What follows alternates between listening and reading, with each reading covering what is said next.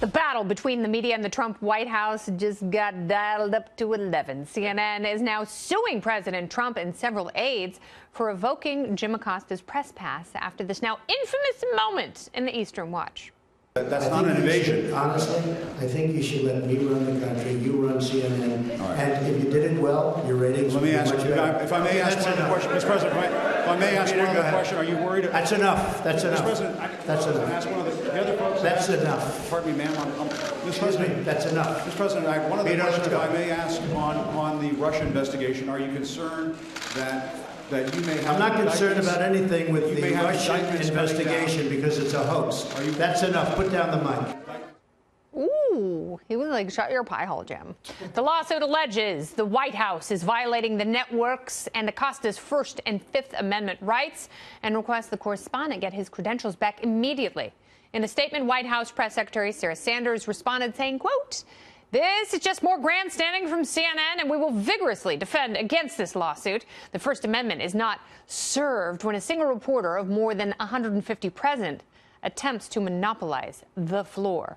Earlier this evening, a judge ordered the administration to respond to the lawsuit by 11 a.m. tomorrow and set a hearing for 3:30 p.m. My next guest has had his fair share of battles with Acosta. Joining me now, former White House Press Secretary Sean Spicer. Oh, Sean, how do we maintain this critical balance between the press, the president, and the Constitution?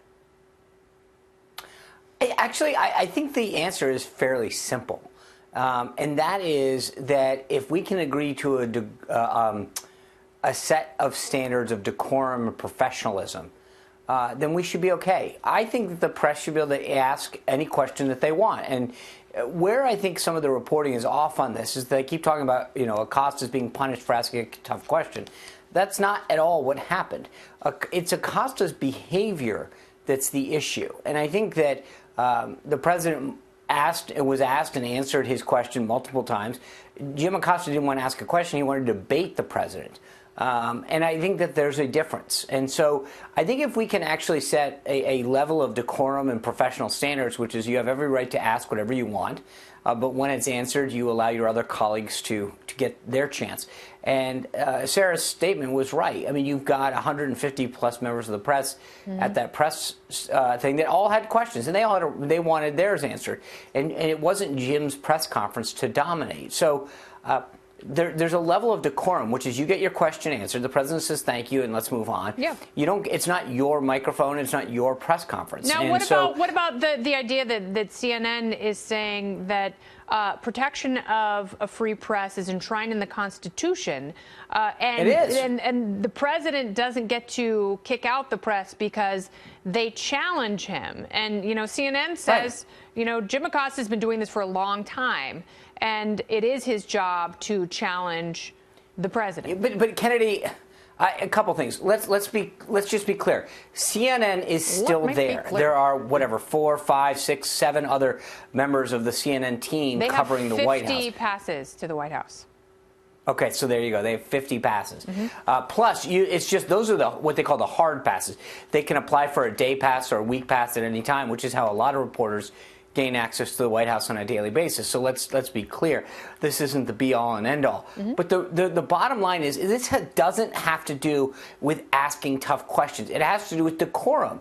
Jim got to ask his question. And then he got to ask it again. And then it's annoying, and I understand that, the rationalization is, well, this is how the president treats us, therefore we're allowed to treat him this way. And the emotional volley, the back and forth between the president and the press is actually satisfying for both parties. The problem that a lot of these reporters have with Jim Acosta is he hogs up. He's such a ball hog, and it's about him. It's not about issues. And there are some really critical questions for this and every administration that other people don't get to ask because Jim Acosta is being a dum-dum. Well, sure. I mean, listen, like you said, there's 150 folks there.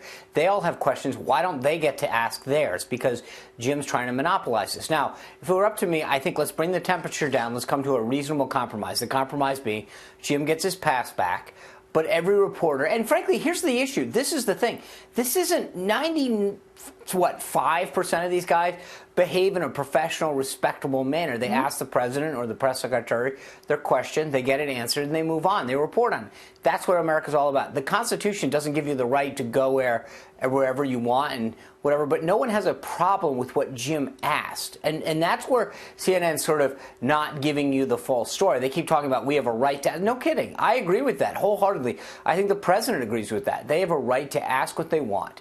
But they don't have a right to do it in the manner in which they do. At a certain point, it's another reporter's turn. If it's such an issue, then have another reporter go there. You know, and CNN, I think they're kind of being like Emmanuel Macron, who's attacking the president because he's trying to get any sort of leverage he possibly can, and CNN is trying to get any attention they can because their viewership is waning.